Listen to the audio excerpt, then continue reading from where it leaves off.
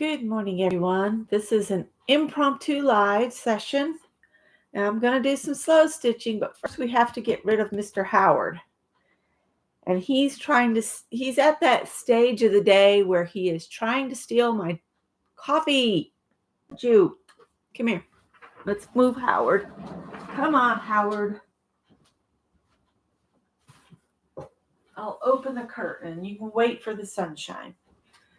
So everybody's intrigued by the rice bag, and both K3N Cloth Tales and Marion's World, they both have instruction on how to do the, hi Safia.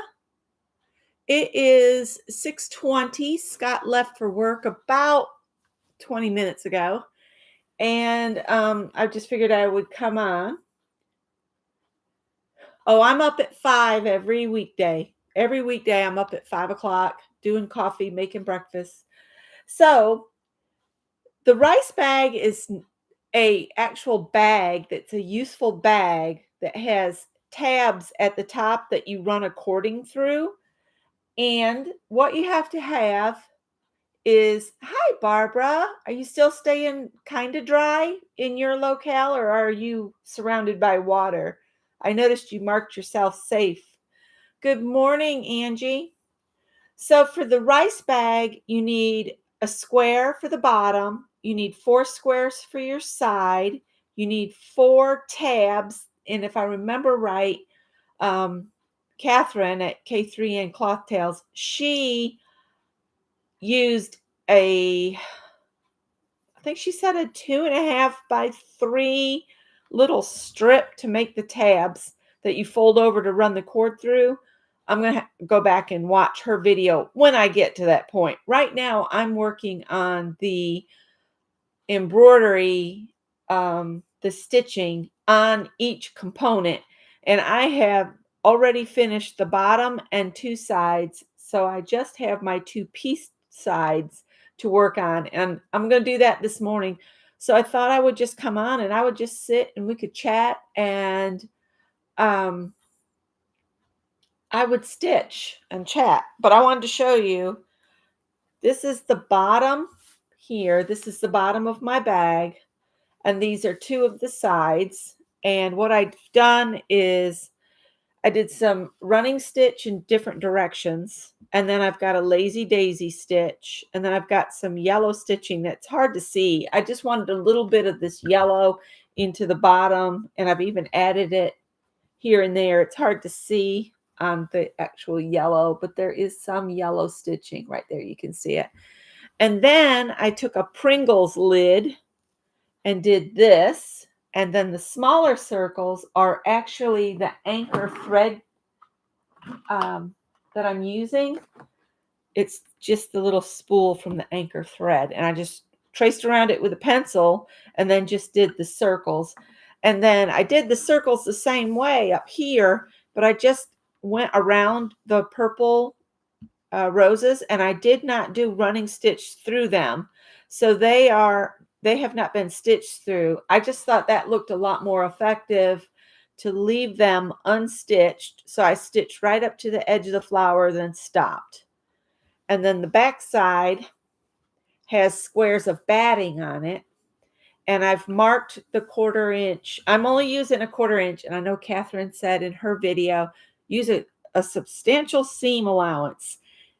And I can see where she was coming from. I've got some seams that are a little, when you flatten them out, they're a little dodgy. But if I push this toward the dark and I did some other stitch to hold this up onto that, it would be fine. I have hand pieced the 2 together, these 2 seams. I hand stitched those just with a back stitch, I guess you'd call it,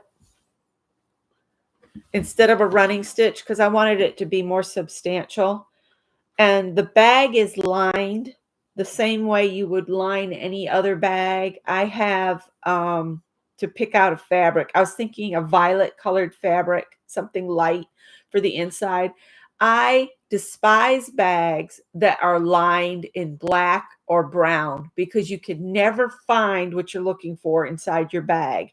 I would prefer a light lining So that's what I'm going to put in this bag. And this comes up and then the other two sides go on. So, and then you have you sew the lining to this, and then the little tabs come, halfway in between, on like there'll be a tab like right here. And then there'll be a tab on this side, and there'll be a tab on this side and this side. And then when you run the cording in two different directions and you pull them, it draws them up and pulls this closed. So this is a nice size bag. These squares are 9-inch squares. And my other two sides are pieced. Here's one of the squares. Now I pieced my squares on my sewing machine. So I've got that one and then this one. So these two will go here and there. And then these would come up, and this would come up to meet that, and that's how you get your bag. But before I can attach these, I need to do some stitching. So I figured I could sit and stitch, and we would get some more stitching done, at least on one panel. And I'm just going to grab this one because I think this one will be easier to see. All right. So Angie's here, Safia, Barbara. Hi, Sandra. Angie's going back to sleep. It's okay. So I did the main running stitch on the other pieces with the green. So of course I'm going to continue that. And I think I'm just going to do running stitches across the whole width of the fabric. And then we'll add some circles. I'm just going to go straight over flowers and everything. So I'm going to pull this off from here. We'll use that little piece real quick. And, wonder what I did with the embroidery needle. That ain't it. That's not the one I was using. That is strange. Oh, you know what? It's in the black thread because Greg's friend came in and she said, Miss Becky, will you fix my sweater? So that's where my embroidery needle got to. It was a weird way that her sweater messed up. It was one of those, I can't remember what it's called, but it has like a little strip along the top of the pocket, and then it was like a lined pocket. It was a knit sweater, and what had happened is somehow the little trim piece had come unsewn from the part of the pocket that would be on the inside.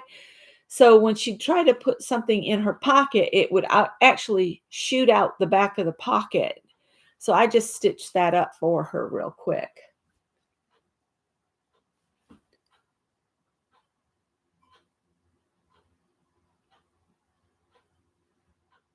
Oh, wow, that's a lot of water.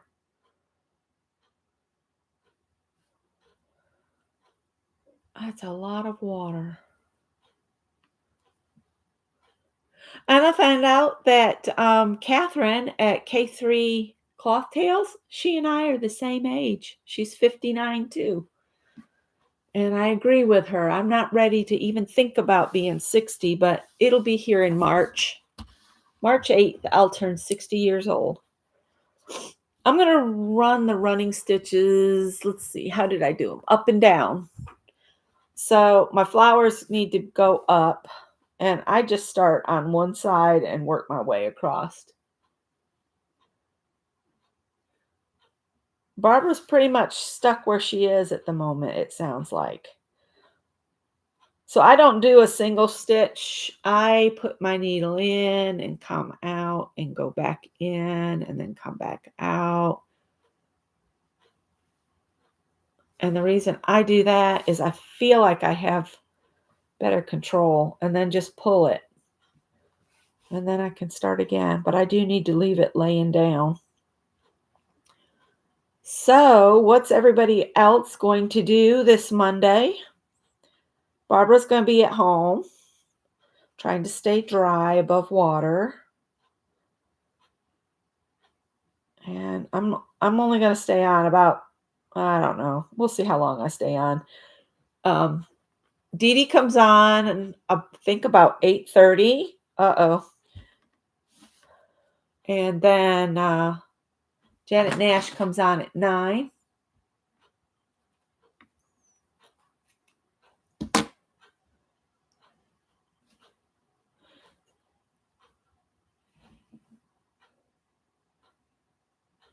Sorry, I gotta concentrate to thread the needle.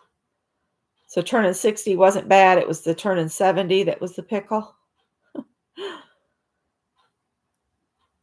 Yeah. It just seems like my grandmother, when I was, a child and she was raising me, she would always tell me things like, don't wish your life away. Don't wish your life away. You'll be such and such before you know it.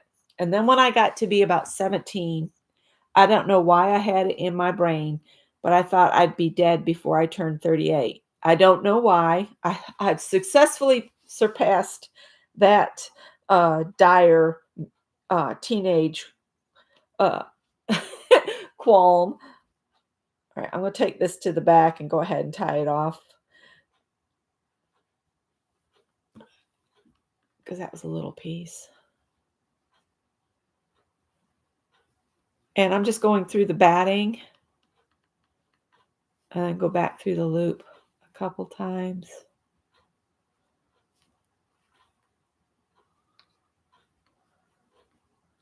And then I'll bury the thread tail under the batting, but not out through the fabric. So it's just buried under there. So we're starting our little stitches here.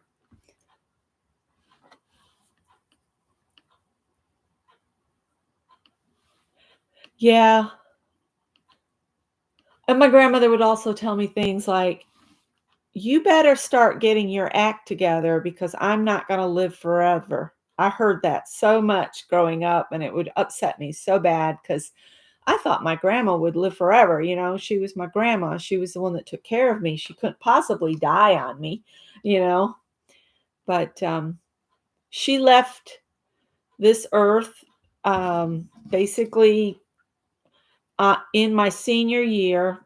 As far as her mental abilities, she left at when I was about halfway through my senior year. And for the first time in my life, my mother, the woman that gave birth to me, my grandmother's daughter. She showed up for me then, and she helped me take care of grandma, got me through to graduation, and then I moved south with her, and grandma lived another 10 years. And I do have my qualms and heart pain, heart ills for leaving because I should have stayed and cared for her because she took care of me. But I had taken care of my grandma basically throughout my whole high school years. So I wasn't involved in any, I couldn't be involved in any sports, band, choir. I couldn't do any of that because I needed to get back home to make sure she'd made it through my class day and didn't set the house on fire or blow a canner up. I came in one time and there was a canner on the verge of explosion on the stove. And I always remember that. So that's why I say she left me long before she died, if that makes sense. Dementia is a horrible, horrible illness to have to not only deal with, but confront and accept. It's hard to accept it. And I know family members that have a hard time accepting the fact that they have a family member with dementia and they don't want to believe it's true and they always get angry because the dementia patient is repeating things over and over. You have to understand they have absolutely no control over their mind anymore. They can't control it. And getting upset at them, yelling at them, getting angry at them, just screaming at them all the time, that's counterproductive. You just have to agree with them and, just let it go. You're not going to convince them that something they believe, I mean, whole body believe in their minds, you're not going to convince them not to.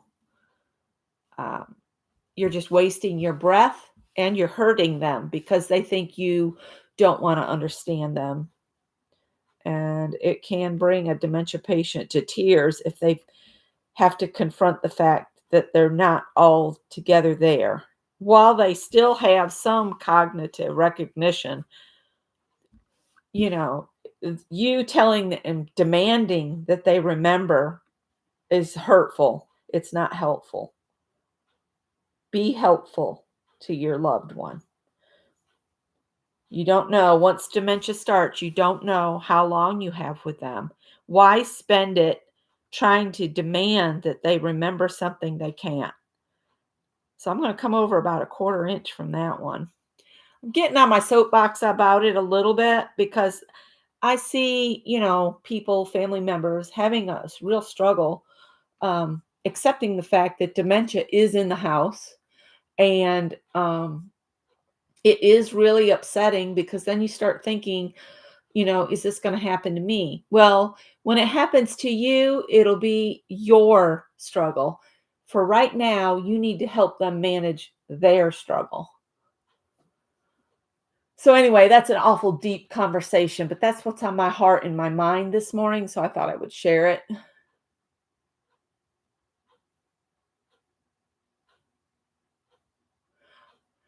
Thank you, Safia. It was hard at the time. But I survived it, and my grandmother got to see me happily married, and she met Greg when he was a little guy, and she shared a package of shark bites with him. It was hilarious to watch my 80-something-year-old grandmother sharing shark bites. Remember shark bites? They were the little jelly-like gummy things. She told him, "Now bite it." Oh, I'm sorry, Sandra. It's hard when you don't even get to meet your grandparents. It is. Now, see, on my father's side, I don't know the story. I've been told, you know, several different versions.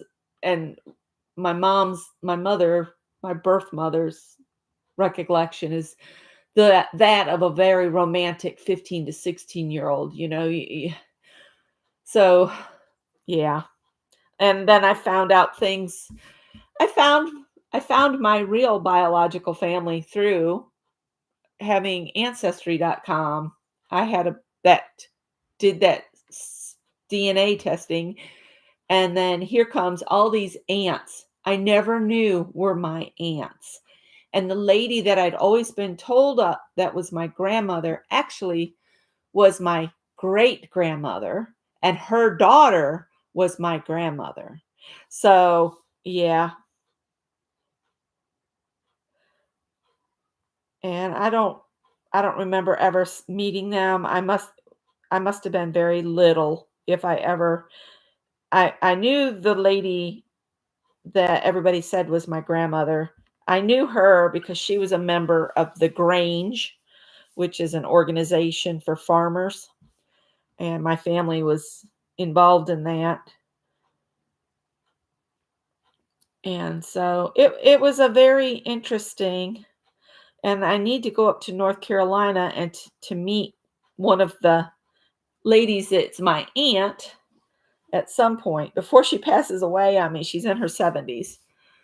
So she and my mom went to high school together. That's what's crazy. And then see, my mom didn't even know this whole story until I had this done. So, and usually when I put in the next row, I try to go opposite this one, but this one's just lining up on me and I'm not going to worry about it. This is a bag. This is a way to practice your stitches. Don't get strung up with it being perfect. Yeah, It's just all the adults always wanna hide the truth, and I'm always like, "Be real with your children. They'll find out the truth eventually, and you don't wanna hurt them. If you're honest with kids, they appreciate it more." But, adults gonna do what adults gonna do. And the newfound, aunts, they reach out to me occasionally and make sure I'm okay. We're friends on Facebook. Don't know if they know I have a YouTube channel or not, but hey, I don't know. I might get up there to North Carolina. It's been a long time since I did a road trip on my own, and I have, I don't know, mixed feelings about driving up there by myself to meet her, and I don't know.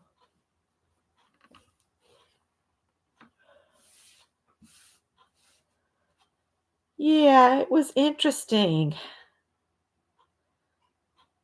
And I understand from some folks that it's actually better if you want to get your full historical makeup and maybe even your health concerns and stuff is to do two of those tests.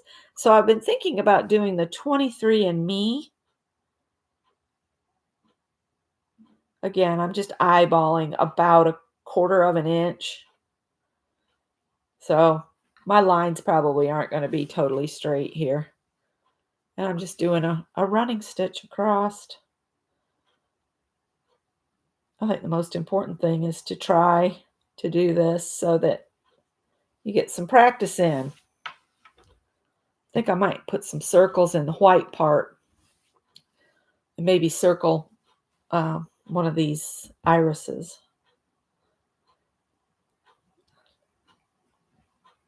Again, these are scraps from Project Dress a Girl for the last 3 years that I did it. This row is really crooked because I'm trying to talk at the same time. Yep, yep. It's hard. It's hard.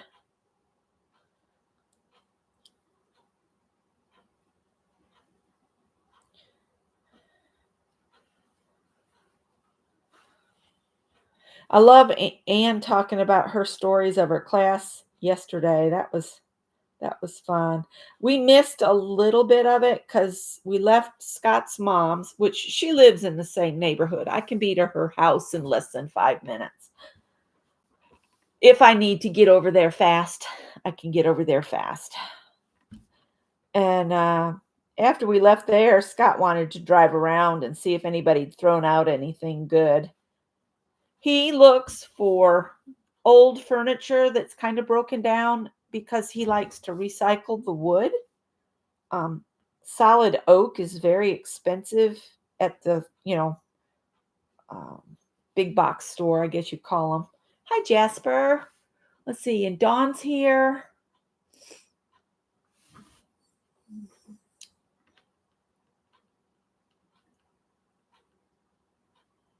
Oh, that's a good idea. I would also say that there's a company called Closet Core Patterns. They have a free pattern for a sewing machine cover that has a pocket on the side so you could stick your current project in it. I made one and I have the fabric to make a couple more. I want to make a cover, a more substantial, better cover for my serger. And I have, let's see, we counted them up. I have one serger. I have a sewing machine that's called a Quilter Star. I have my dressmaker that was a gift from one of my uncles for my high school graduation. Um, I have a roadside rescue named Faye. So that's the four machines I have sitting here. I think Faye is a Morse machine, Morse, and she's been refurbed. She only does straight stitch. And then out in the garage, Scott has two sewing machines. So that's six. No, I'm wanting to say I counted up a total of seven sewing machines. But they're all of different ages and they all do different things. Like my quilter Star does the best buttonholes. Now, my new Singer, it does buttonholes, but it doesn't work nearly as good as my Quilter Star. It's like I'd like to set the Quilter Star, white Quilter Star up just for quilting and making buttonholes. But I only have place in here in this room to set up 2 machines at a time. So I have my Singer that I just got set up, and my Serger has its own stand.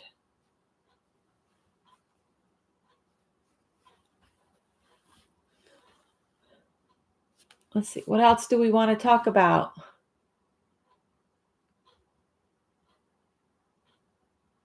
Hi, Mina. I think I said hi to Mina.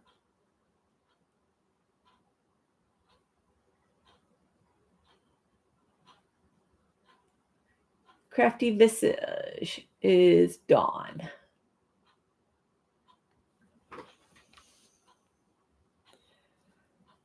So are you getting a bunch of snow, Dawn, up there? Are you going to be part of that huge snowstorm? You're in Maine, right? I'm from a small town called Greene, New York. It's about 20 miles from Binghamton. It's Binghamton, not Binghampton. There's no P in it. Binghamton. Binghamton.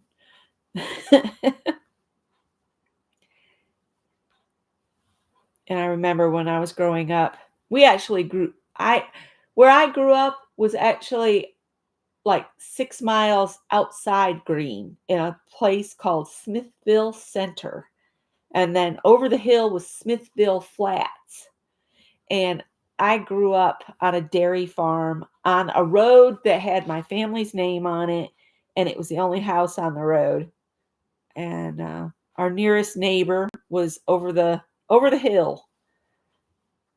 And there was a big hill to get up to our farm and a big hill to get out of it. So if it was icy, we would not necessarily get to go anywhere, because the one that came up from by the little Methodist church that I grew up going to, it was almost a vertical. So what you'd go do is you'd drive up the little hill, go past our road, turn around, and then hit the gas as hard as you could, come flying up, kind of skin around and fly up that hill as fast as you could. And the car would be going like this. And I'm like, one of these times my uncle's going to kill me. Because we would have to get such a running start to get up that hill in our old, farm vehicles. It's called Closet Core. I don't know if I could find it for you or not. They may have changed their name. But if you type in, let me see if I can find it for you.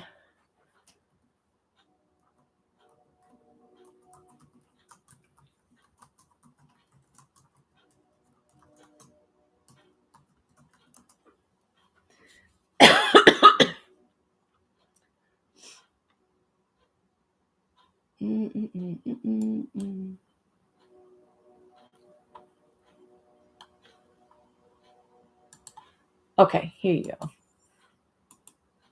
Give me just a sec.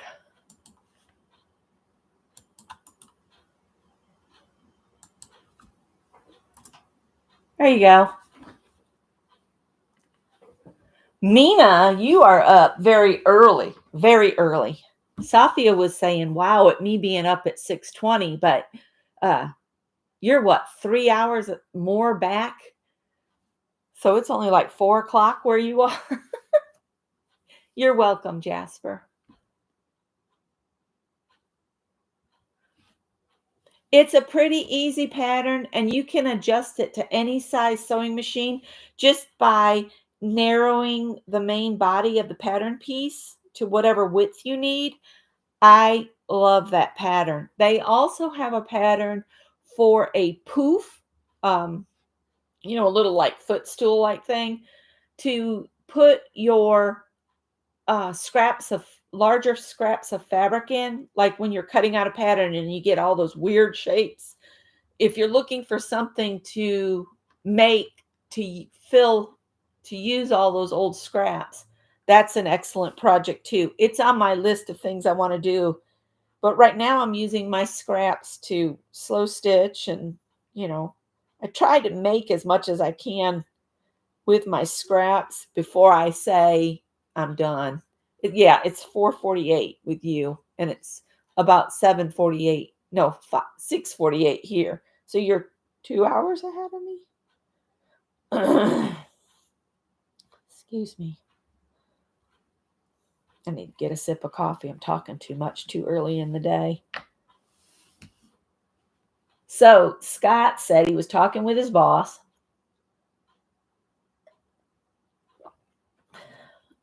And his boss said, "So, what do you have for lunch today?" He said, "Well, my wife packed it, so I don't know what's in here." He said, "Wait a minute, your wife packed your lunch?" He said, "Oh, yeah. Becky gets up, makes me breakfast.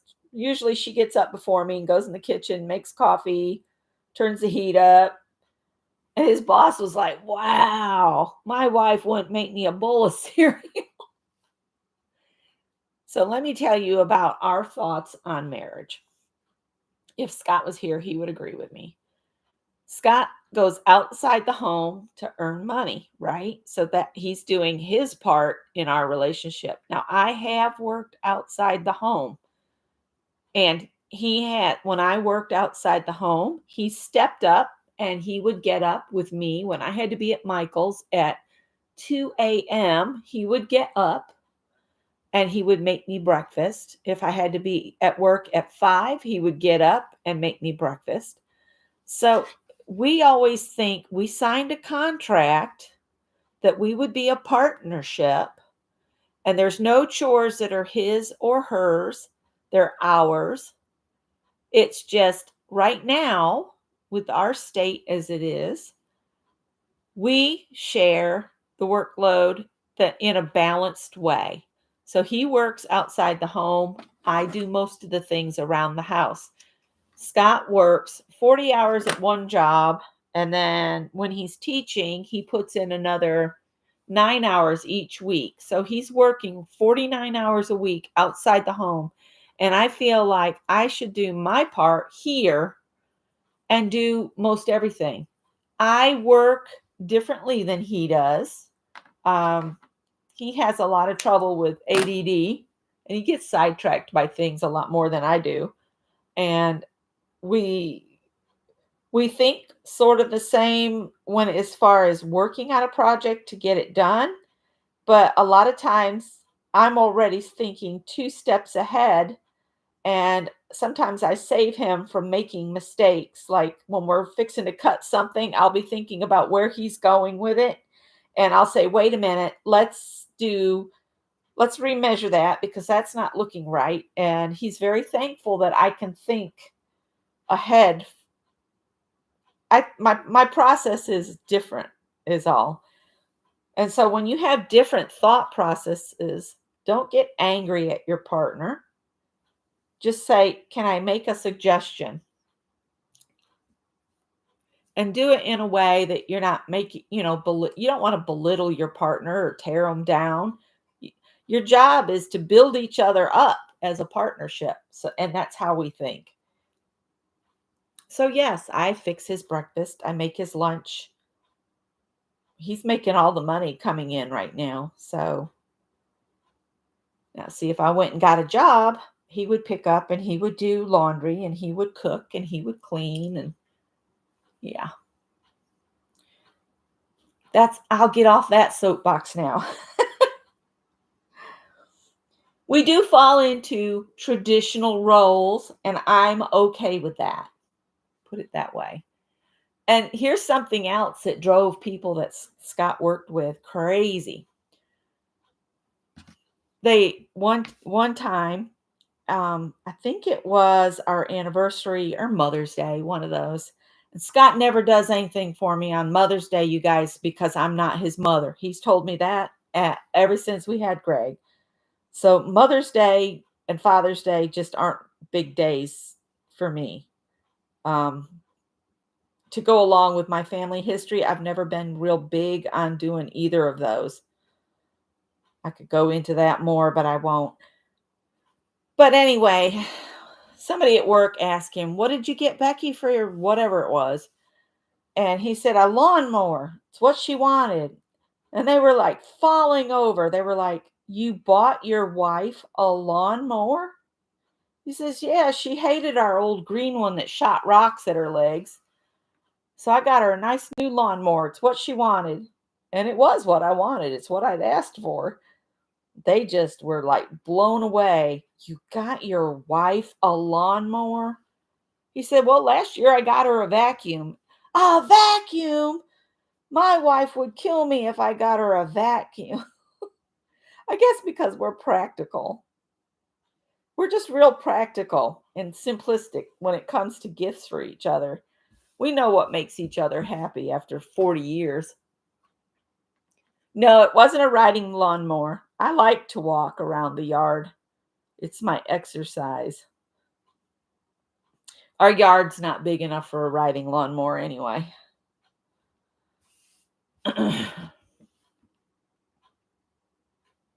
We have a riding lawnmower that was Scott's aunt's, and Scott and Greg love to drive that thing, but I still push the push mower. It's real light walk behind mower. I prefer that. Sometimes they'll get out there and drive the tractor and mow, and I'll get in the up close areas with the the push mower. It's a gasoline mower that I walk behind. It's not like a push forward, pull back type lawnmower from prehistoric times.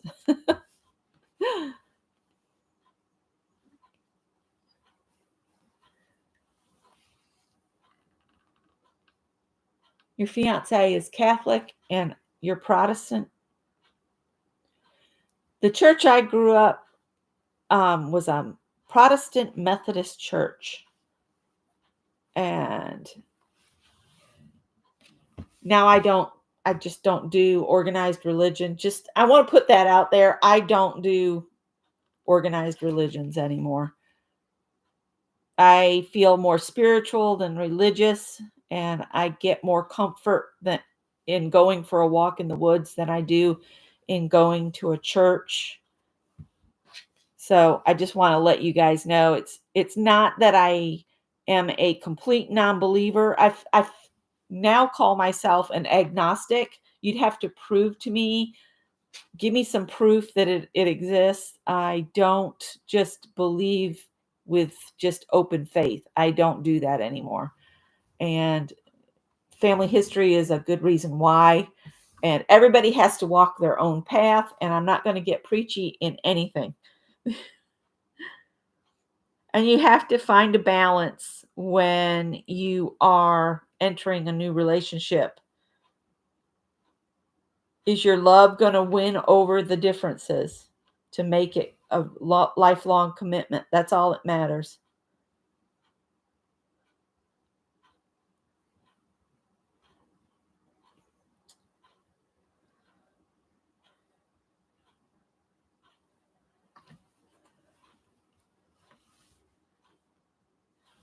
The only time I get a little bristled is when somebody says I need to get right with the Lord. Um, that's your path, not mine. And I praise you for having your faith in the way you want to believe, but don't condemn me by your beliefs. Does that make sense? Um, I just don't believe one religion is better than any other. I think when I was young, I would ask my grandmother why there had to be war, why there was always war, war, war, war. Why can't people just take care of each other and do what they could to help the people they live next to live a comfortable life? Do you know that we're all struggling with the cost of food right now? And there's so many struggles that there's no reason to be petty over anything.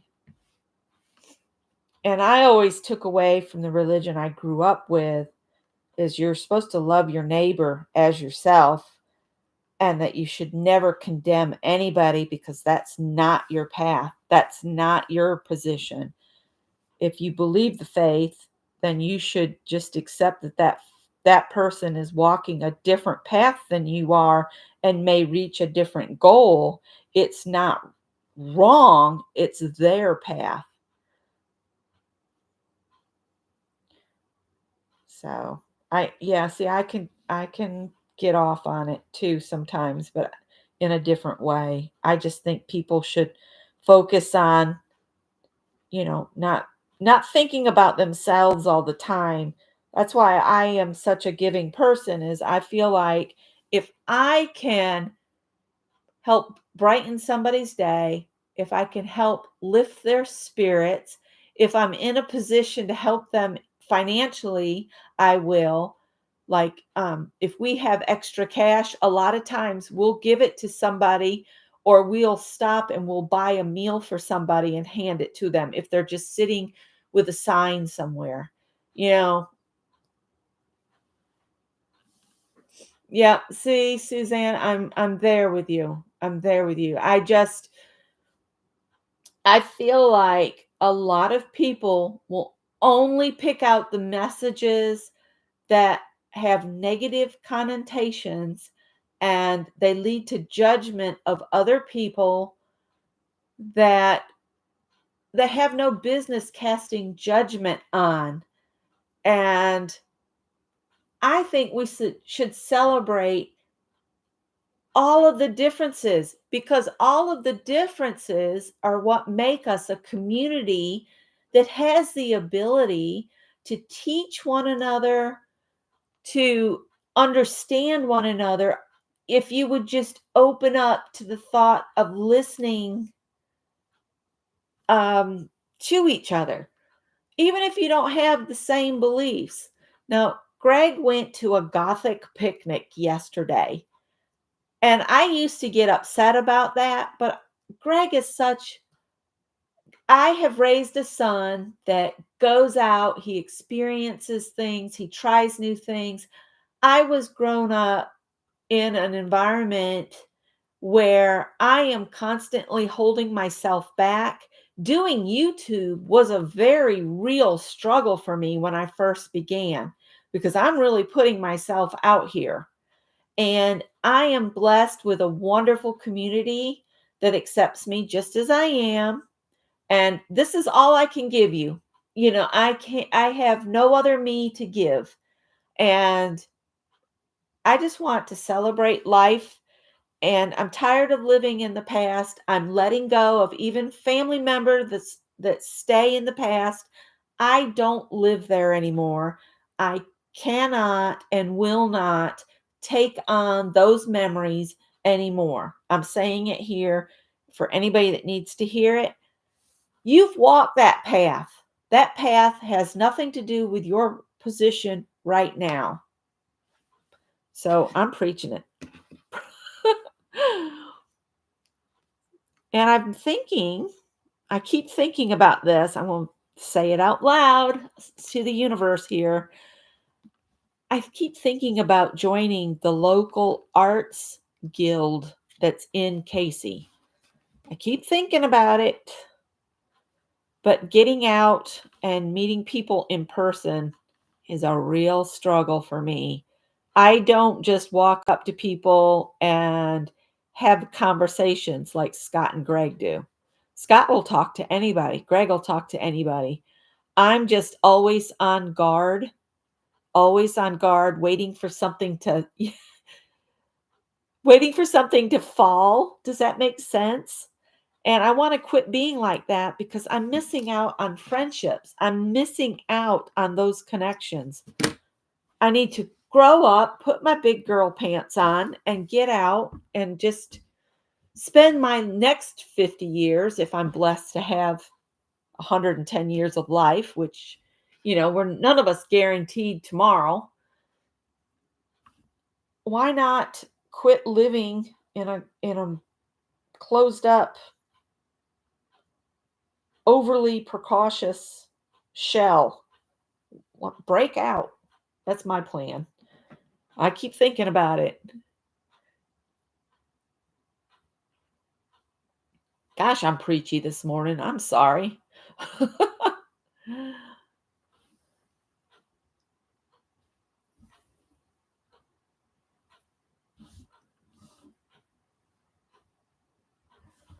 You were a member of the Scottsdale artist group. Oh, see, they were doing, I noticed there's a Facebook group and they were doing a card making session a couple weeks ago. But the funny thing about it is I didn't see anything posted on the Facebook group until after it had happened. It was the strangest thing.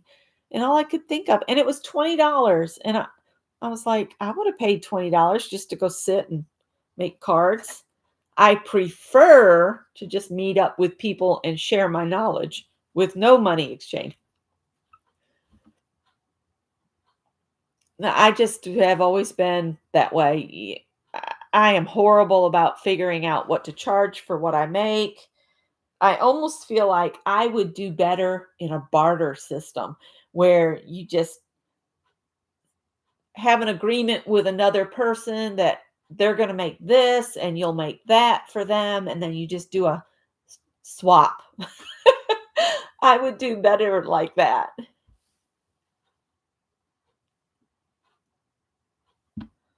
Yeah, I think we all need to get back out there and see if we can get people to stop. I don't know if you guys have noticed it when you're out and about. If you do go to even a store, people don't smile. People don't try to communicate with each other. It just I just feel like I've gone out into a community of hate when I leave the house. And Scott will say, "Well, do you want to go to this and this too?" And I'm like, I think I'm done with people for right now." It's like COVID and the internet has turned people into something I never thought we'd see. I knew there was hate in the world, but now it just feels like everybody's just seething it. And everybody's worried about how something affects them. It's affecting all of us. And all I can say is build each other up. Don't tear each other down. It goes in marriage, it goes in society, it goes in life.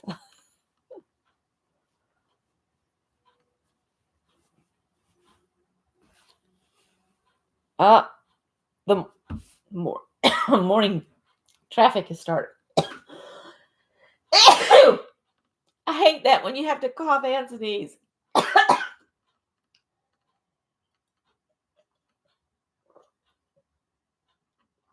Sorry about that.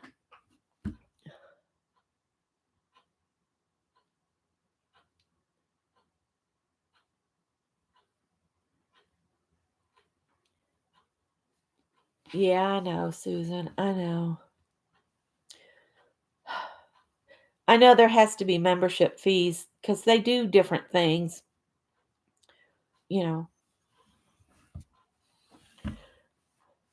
I've been running into a dilemma on the first Thursday of every month. The Columbia Museum of Art has free first Thursdays each month for anybody in Richland and Lexington counties.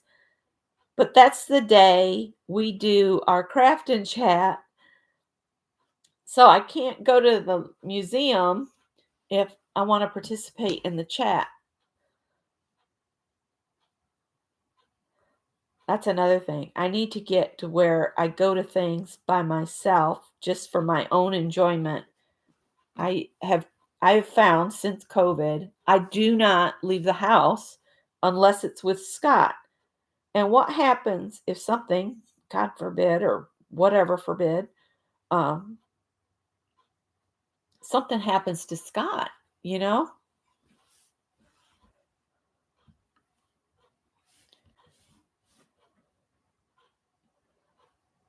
I'm hoping that my sisters will want to do stuff like that over the summer, but I know the summer months, Robin has her pottery. She throws like crazy during the summer when she's not teaching, so she can go to Penzic in Pennsylvania, and that's her biggest selling of the year.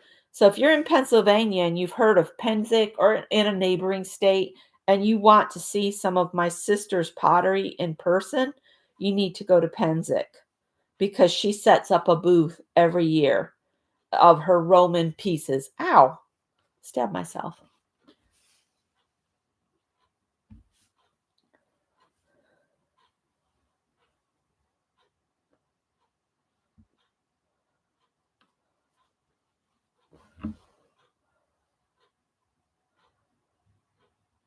I was wanting to take a trip for our 40th wedding anniversary in 2025, but I don't know. Scott doesn't seem too interested in it.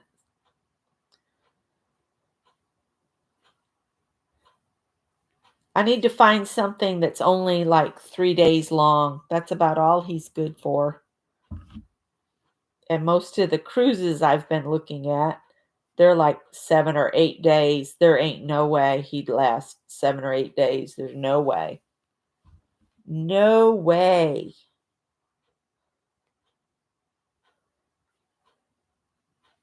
Then I got to thinking, maybe we'll just take a trip to Maine because he loved it when he was up there.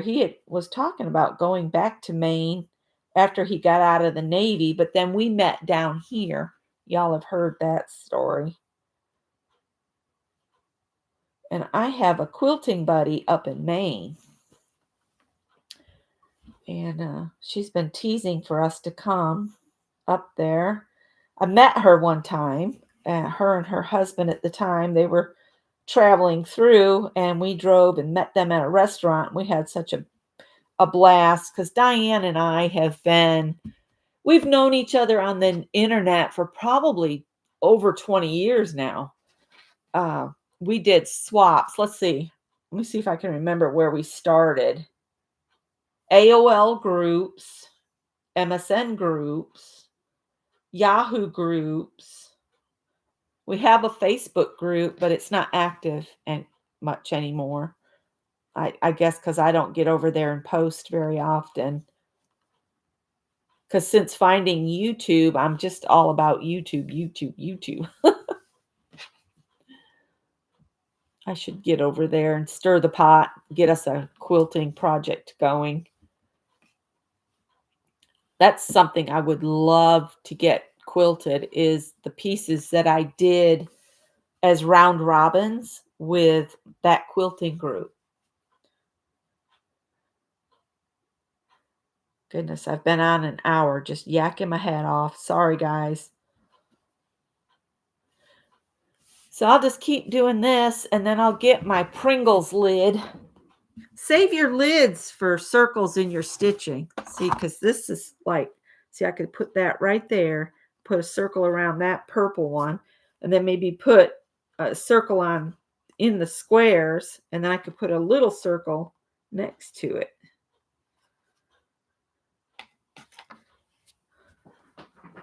I have to stand up and put some blood back in my legs. Bye, Barbara. Enjoy your lunch. I think I'm going to sign off. I've blathered enough, and all I'm going to do is keep doing the running stitches and then put some circles on as such. And K3M Cloth Tails, she has a video up, and she's doing this week's stitch, and she's doing kind of a hemispheric stitching project with a dark part and a light part brought together in the shape of the earth. It's a really pretty thing. She also did a video just a little while back of a round pincushion. I forget what she calls it. It's got a name, but it's made with two squares that turn into a circle. It is so cool. So I would suggest going and watching those 2 videos from K3N Cloth Tales if you're into the stitching, and I will see you guys on Wednesday for a prompt game on fabric. Think about what size fabric you want to work on. I'm going to use a piece that's 20 by 30 so that I can cut some 9-inch squares out of it to make myself a rice bag. This is a gift I'm working on right here. Um, so keep that in mind. Also, if you're going to do it on such a large piece as me, you want to also remember that it's going to take some time for us to cover that thing. So come prepared to spend some time on Wednesday. I'm going to start at 1 o'clock. I want to be off before 3 o'clock when Shannon Art Junkie comes on. We will be doing prompts the same way, but you need to, if you have fabric, paints, um, pens, markers, anything that you have that will add color on fabric, go for that. If you have a textile medium that you can mix with your acrylic paints, bring that. Okay? I'll see you guys on Wednesday and we'll have some fun. Bye. Who is it?